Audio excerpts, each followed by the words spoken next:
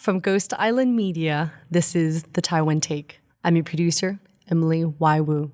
This week is the 1-year anniversary of the passing of the same-sex marriage law in Taiwan. And today, we have an interview with Jennifer Liu, Chief Coordinator of the Marriage Equality Coalition Taiwan. This interview was recorded earlier this year in January. Your host today is William Yang, a correspondent for Deutsche Welle based in Taiwan. Let's hand it off to William. Hey, my name is William Yang, and I'm your host today for this new episode of the Taiwan Take. Today, we talk to Ms. Liu about community development in the 90s, Taiwan's first pride parade in 2003 as the LGBT movement gained momentum, the challenges the movement faced with the rise of opposition voices, and now that Taiwan's become the first country in Asia to legalize same-sex marriage. What's the road forward? The struggle for LGBT rights and acceptance in the face of conservative opposition is a global issue, and this is the Taiwan Take. Welcome to the show, Jennifer. Hi, everybody. I'm Jennifer. I'm right now the Chief Coordinator of Marriage Equality Coalition Taiwan. I'm a social worker, feminist, author, and also a Taiwanese. And I have been working in LGBT movement for more than 15 years. So Jennifer, give our listeners a brief update about the current status of the same-sex marriage law in 2019. I would say we do have marriage right now. Same-sex couples can get married, but we're still fighting for the equality right now and in the future. Okay, so we'll come back here to talk about why we still don't have the true equality that you just mentioned. But first, I want to take a step back in history to reflect on the long road to this progress. The 1990s was an era of activism in Taiwan. Martial law was lifted in 1987, and in the decade ensued, there was a space for political and non-political activism and advocacy. Tell us about this period and how the community was developed. What are the factors that actually allowed the community to grow? I think Taiwan is very lucky. We didn't have so-called sodomy law, so we don't have to go through the decriminalization process. In the very beginning of the movement, the most important thing we need to do was raising the visibility and awareness. And so we did a lot of, for example, press conference and events, panels. But the most important thing, most challenging thing for Taiwan's LGBT community, I think, is coming out. So in the early 90s, still very few gay or lesbian or trans bisexual people can come out. So usually during the press conference, there was an empty chair and maybe some experts, professors, and journalists surrounding that empty chair. And that's the strategy during that time for LGBT organization want to emphasize. A lot of LGBT people living in Taiwan, but we cannot come out. And that's like the first few years after martial law was lifted, and a lot of different social movement and LGBT movement start up during that time. And also a lot of policing abuse of power happened as well. So that's encouraged LGBT organization like Taiwan Take established. So Jennifer, can you actually provide our listeners a little background about, what is it like for the LGBT scene here? We know that there are some early year bookstores and social spaces. Yeah, sure. So when I was like 17 years old, we didn't have a lot of space to talk about LGBT issue in schools and also in our families. I still remember it was the first time I tried to find a LGBT bookstore called Jingjing in Gongguan area. So I was too scared to ask people, where is it? And I still can remember how terrified when I looking for the bookstore. During that time, if you want to go to a lesbian bar, you need some password to call the owner of the bar and maybe say some secret password, and she or he will let you know where is the location of the bar. So it's really hard for LGBT young people to find this kind of information in public. Jingjing was actually the first gay bookstore and also commercial shop across Asia that sells books and porns or even sometimes sex toys. And it was a pretty popular place for LGBT community members to go there, pay a visit when they were in Taipei. Do you remember reading any books or watching any movies with LGBT themes around that time? In the 90s or early 2000s? Of course, there were a lot of LGBT-related movie, but most of them, the end of the story are usually very sad. And so that's why when I was teenager, I feel like being an LGBT is not a positive thing because the story you read, you watch, is always very sad and your parents will kick you out and there's no one loves you. For example, there's a lesbian novel called 逆女. It's really good, but it's also very sad. And also 孽子. You can tell from the title, from the name, it's like a betray your family. Yeah, you don't obey your family, your parents. So that caused a very sad tragedy. Right. Yeah. 孽子 is actually an award-winning novel that was later adapted into a TV series, and the English name of the book is Crystal Boy. So you can see the atmosphere during that time that was not very positive. There's no hope to be LGBT youth during that time. So when I was young, I feel very lonely and helpless. Until I went to college and joined the Taiwan Take, I realized, there is a community and there's some people support you. Do you still remember what drew you to the organization? The reason I went to Hotline is because I was a social work college student. And at that time, Hotline was recruiting the volunteer for the phone counseling. But deep in my heart, I was looking for kind of a support system, or I want to know who I am. I want to know what I can look for in the future.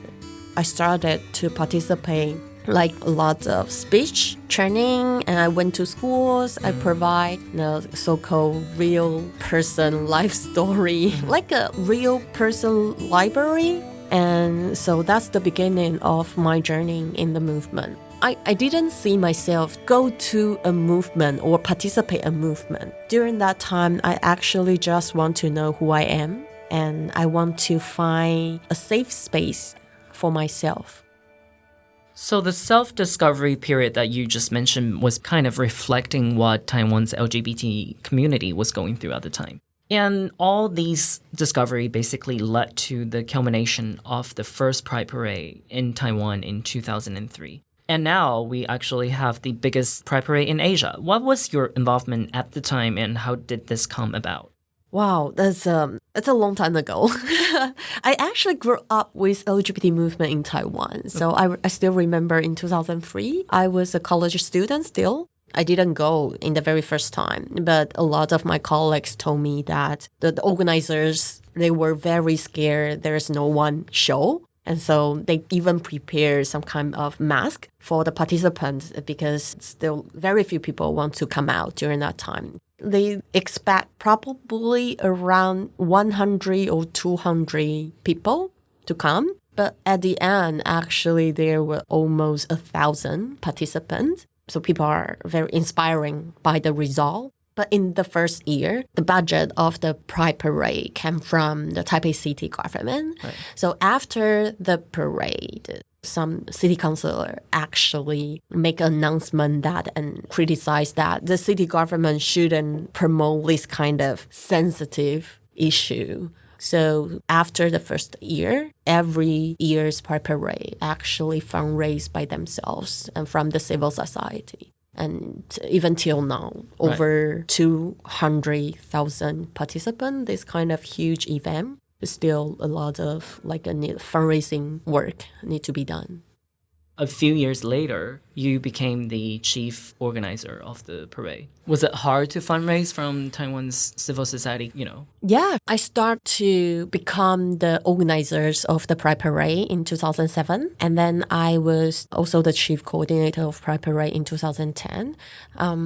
In the beginning, it was very hard. And because the private sectors saw this issue as still very sensitive. So people didn't want to show their position during that time. But till now, it's better, especially after we passed the law. So right after the law, you can see lots of people ask you, how could we help? We want to participate. I see the huge changes in these decades. It's very amazing. So now let's talk about the 2000s. The 2000s are years of organization, education, and lobbying as building the path to gender equality. Is that right? I love this period the most because we didn't have a very systematic opposition at that time. And especially the Gender Equality Education Act provide us an opportunity to go to schools, college, and share our own stories, our real life stories. Right. It was legislation in 2004 that required all schools, elementary through high school, to include gender equality, sex education, and gender orientation into the national curriculum. Can you still remember the first time that you went to a school and shared the story with the school? I was terrified because it was an accident.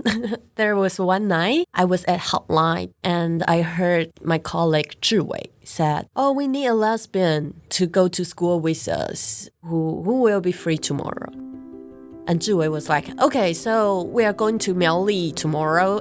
We will departure tonight. And I was like, what? Right now? So that was the first time.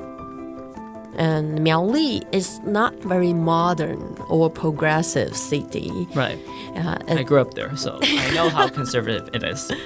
But actually, my first time experience was really good. We went to a high school. It's Zhuolan, Gaozhong. Okay. Zhuolan is a small town. Right. And in the morning, there was a workshop for the teachers. So I share my personal stories, like when did I discover I'm a lesbian? So my coming out story to my parents. And I actually just came out to my mother during that time. The teacher, they didn't really understand what is LGBT, but the attitude was really friendly, and they sent a box of star foods for each one of us. So I was like, it's a good job. So I can say I'm gay, and also I got some gifts. It's really good that you can say who you are, and also people open up to share with you their questions. And you can see the attitude is changing through our communication and conversation. How did the students actually respond? During this kind of spiritual workshop, we always ask a question that how many LGBT people you know in your lifetime? 10 years ago, I think maybe 10% of them know someone who is gay or lesbian. During that time, a lot of students asked the question like, why you became lesbian? And usually teacher asks about, is there anything bad happened to you? For example, sexual harassment, or is there anything wrong with your family function? This kind of a little negative question.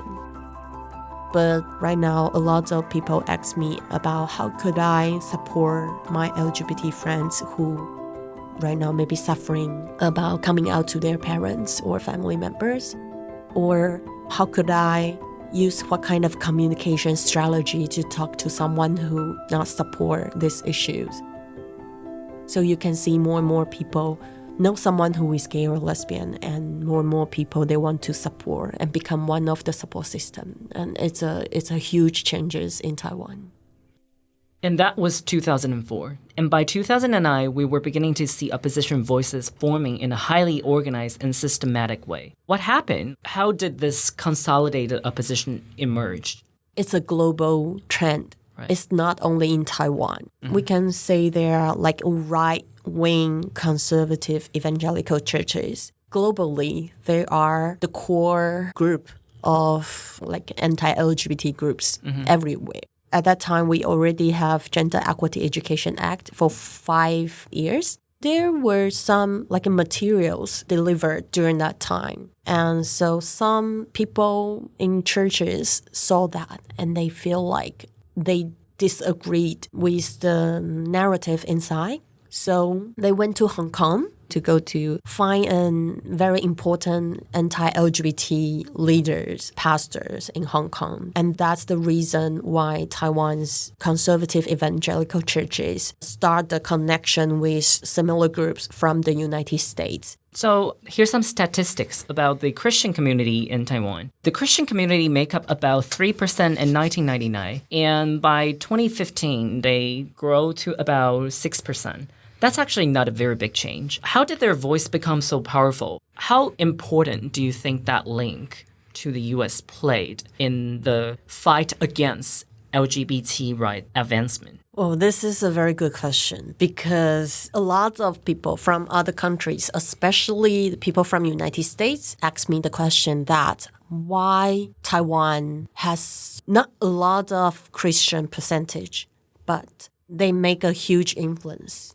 I would say it's because the anti-LGBT groups in Taiwan, they usually don't reveal their identity as Christian. So they say they are concerned parents, they are concerned teachers, and they are educational experts. They know if they say they are Christian immediately, people in Taiwan become a little bit defensive. Because Christian is not a huge population in Taiwan, but they launch a lot of anti-LGBT events agenda in Taiwan. I would say this kind of right-wing conservatives, they learned the strategy from the United States. And for example, you can see in 2018, the referendums, the advertisement, the commercials, the narrative exactly the same as the Prop A in 2008 in California. They kind of upgrade themselves. I mean, the anti-LGBT organizations in Taiwan, they did a lot of research to find the right message to communicate with the people in Taiwan. And also, before their anti-LGBT agenda, Christians usually don't go to Taiwan's local temples, but they know if they want to expand their power, they need to reach out to regular people who are not Christian. So in November 2018, there were 5 referenda being passed and actually voted on across the island in Taiwan about same-sex marriage and also gender equity education. 3 were proposed by the anti-marriage equality camp, while 2 were proposed by the marriage equality camp. And Jennifer, maybe you can help to clarify a little bit about what are the main messages and the arguments. Actually, there were 10 questions, and 5 of them relate to same-sex marriage and gender equity educations. And the reason I want to highlight this is because this caused a very confusing situation during that time. So basically, like what happened in the United States, the anti-LGBT organization, the groups, they want to limit the definition of marriage. So one man and one woman, one wife and one husband, this kind of narrative, as they always use not only in Taiwan, but also in the United States and other countries. So the referendum actually wants people to vote for set up a separate law. So that means you don't change the current law. They want to so-called protect the current definition of marriage. But of course, we all understand that if you change the current law, the current marriage system is still there. It just include same-sex couples that can use the system. Right. So they were using people don't understand this situation to manipulate people's fears, right. Especially why they want to link to gender equity education. Because according to the polling, if you only talk about 2 same-sex adults relationship, general public usually say, okay, this is not my business. It's 2 adults issues. Right. It's not my business. I don't care. But That's why they want to link same-sex marriage issue to gender equity education, because they want to use people's irrational fears about our so-called next generation. So you can see from their advertisement, the advertisement is kids draw a painting and then come back home say, Mom, teacher told me girl can get married with girl, boy can get married with boy. So I want to get married with girl when I grow up. So if someone don't really understand gay or lesbian or these issues, they might be terrified by this kind of narratives. And also the narratives also include that the parents have no right to reject this kind of education. The strategy actually worked. Right. The fact that they localized these messages and tied it to the very traditional family values that are, very important to the older generation in Taiwan. Yeah, exactly. But during the referendum, I think that was the biggest coming out wave in Taiwan ever, because there's a voting. It's very sad that your life to be put on the ballot and say if you are qualified to be a human being or not. It's very harmful. But however, because that linked to a lot of people's life, so people start to talk about that. And you can see the huge momentum in the community, not only in LGBT community, but also younger generation. And you don't have to be gay or lesbian. A lot of people, they care about these human rights issues. They want to participate. And I see a lot of positive part about the referendum, although the result was not really good. And some tragedy happened after the referendum. Right. But I would say it's been 30 years. Yeah. Compared with the United States or other countries, 60, 70 years. Taiwan changed so fast. After 30 years, we become the first in Asia. And we become the country that legalized same-sex marriage in 30 years. And the result of the referendum, 3.5 million people support this issue, support gender equity education. With that very limited resources compared with the opposition, I think it's amazing. So the anti-marriage equality camp ended up getting about over 7 million votes. That's about roughly 70% of the eligible voters during last election in 2018. The reason why they got so much financial resources was a chairwoman of a huge corporation here in Taiwan called HDC donated millions and millions of dollars to the campaign I think the number is 9 billion. Right. Yeah. Okay. Yeah. There was a big disparity between the resources, and that's why a lot of the airtime was being dedicated to the anti-marriage equality camp. I think the most important thing we have learned during the referendum process is we did a lot of research. Right now, we understand how to build up a new narrative to communicate with general public in Taiwan. And the very important values of Taiwanese society are respect, harmony, and help each other. So unfortunately, the fact is people don't care about human rights in the society. So we need to rephrase our narrative, so try to link to the values people care about. How could we build up a respectful society? How could we help each other even we belong to different community? So how could we create a harmony atmosphere in the family and the community and in the society? And this kind of narrative sounds like very conservative, but actually can open up a communication channel between the LGBT community and a mainstream society. And in the end, in May 2019, despite all the challenges and obstacles, we still got the bill. What do you think was the defining characteristic that made it possible for Taiwan to still be the first country in Asia to achieve this amazing goal? It's very overwhelming that we went through the legislature process and then Supreme Court interpretation and then referendum and then went back to the legislature process within 3 years. Taiwan's situation is very unique. I think the most important reason Taiwan can be the first in Asia is democracy, of course. During these 3 years, I don't remember how many rallies we organized. We feel like we live on the street. So probably every month or every 2 months, we had a huge rally. When I say huge rally, it's not 1,000, 2,000 people. It's like a 10,000 or 100,000 people. So the biggest one, we had 250,000 people. So the rallies, that shows the importance of democracies to speak out and to push the government to move forward. Oh, I want to highlight one thing.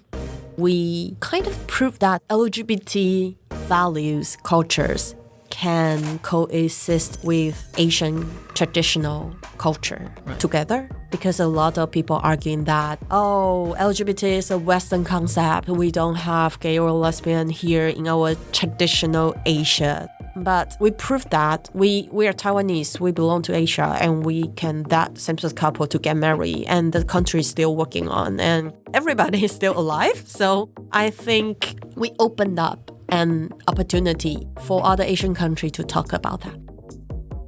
Well, Taiwan will always be the first country in Asia to legalize same-sex marriage. No one can take that away from us. But it hopefully won't be the only in Asia to actually do so. Looking across Taiwan's neighbors, Jennifer, who do you think is likely to be the next country to also legalize same-sex marriage? Personally, my prediction might be Japan. Taiwan and Japan, we share very similar legal system. And also we have similar, like a social culture.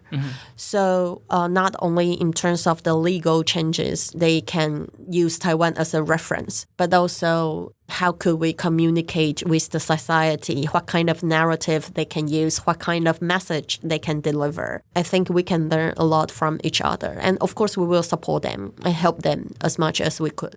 And so, like you mentioned, even though there's already same-sex marriage now in Taiwan, there's actually no true equality. What do you mean by that? What is lacking right now in the current same-sex marriage bill? First of all, we are using a separate law. That means heterosexual couples in Taiwan and a same-sex couple, we are using different law. It's not the equality, of course. And also, for example, co-adoption rights. As a married same-sex couples like me, I cannot adopt kids anymore. So to clarify a little bit, right now, any unmarried LGBT citizen in Taiwan are still qualified to adopt kids. But once they enter into a marriage under the current same-sex marriage bill, they're only allowed to adopt the biological child of their spouse, which basically limits their right to adopt. How do you think we can improve that? Of course, this regulation is not what we were expecting for, because during the marriage law, we're under the discussion in the parliament. We understand that as a government role, they need to do some compromise. However, we want to make sure that same-sex couples still can co-adopt kids together. Because, for example, right now, we do have several cases that one individual who are gay or lesbian who adopt kids already, they cannot get married. They are afraid of getting married because they are afraid of losing their adopted kids at this moment. So we still think it's a violation and it's not equality yet. So we want to change the law very soon in the future through lawsuit cases appealing or lobbying in the parliament. And from my understanding, another concerning issue right now is about transnational marriage, because currently under the law that we have, only foreign spouse from 26 countries that have also legalized same-sex marriage are allowed to enter into a marriage with a Taiwanese citizen. But we actually saw a lot of couples with the spouse actually come from countries in Southeast Asia, from Hong Kong, from Macau, and even from China. And they don't qualify for getting married here in Taiwan. Yeah, especially we're the first in Asia. If you fell in love with someone from Asia, right now you cannot get married in Taiwan. So it's a very, very weird situation and create national discrimination. And if you come from other so-called progressive countries, you can get married here. But it's not regulated in the marriage law. It's because our immigration law. Right. So we want to change that immigration law and also the artificial reproduction rights. And in Taiwan, still only heterosexual couple, they can use the artificial reproduction technology in Taiwan. And because you need to be diagnosed for some disease, cannot pregnant by Taiwan's doctor. But as a lesbian, physically, I can get pregnant, but socially, I cannot. So we still need to try to change the law through the lobbying process. Yeah. And in the LGBT community, there is the transgender community that we actually don't really talk about much here in Taiwan. What are some of the works that are already underway regarding transgender rights here in Taiwan? Yeah, I think that's a long-term issue that trans issues has been ignored for many years. The organization I'm working for so long, Hotline, we do have transgender working group, and we organized the very first trans march before the Pride Parade in 2019. So I think that might be the biggest trans Pride Parade in Asia as well. Over 2,000 participants gathering in Ximen, the very popular queer area in Taipei. So people start to notice that, and more people understand we need to focus on trans issue more, the awareness and visibility of trans activists. I think that's very important. We need more discussion and more communication in the society, because I've always said marriage equality is not the destination. It's a starting point for Taiwan to talk about that, to share your story, to let people understand who you are. And that's the beginning of the conversation, because still till now, a lot of people ask me, how could I get married but not coming out? So you can see how difficult for lots of people to show who they are. And people are used to stay in the closet, and people are used to don't talk about their identity or share their relationship stories. So we need to provide more safe space for them to talk about that and support them to talk about themselves to the society or their friends and family or community. Okay, so finally, I'm wondering what message you would like to give to the LGBT community both in Taiwan and around the world. Wow, lots of words want to say. But I think the most important thing for me is keep on going. Because even in Canada, United States, or in some countries in Europe, they passed the bill, the Marriage Equality Bill, for many years. But there are still a lot of discrimination. So we still have a lot of work to be done. So keep on going. This is not the end. Yeah, keep on going, not only in Taiwan, but every country. We still have lots of work to be done. And before we go, what's next for you? What can we look forward to seeing in your work? Changes takes time.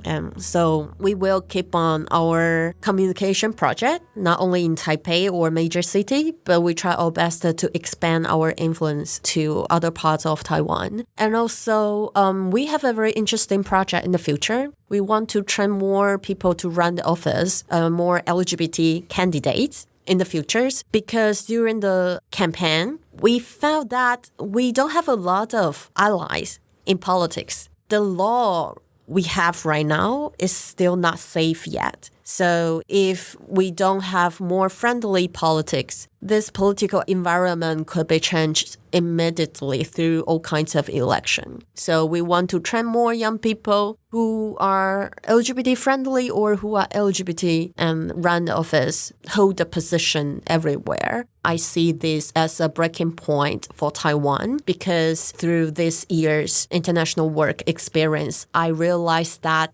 LGBT issues could be very important issues for Taiwan to use to participate internationally. And although we are excluded from the international level for many, many years, but I think LGBT issues will be a very important tool for us to be seen and participate. And of course, we want to record and also remember more and more real LGBT stories.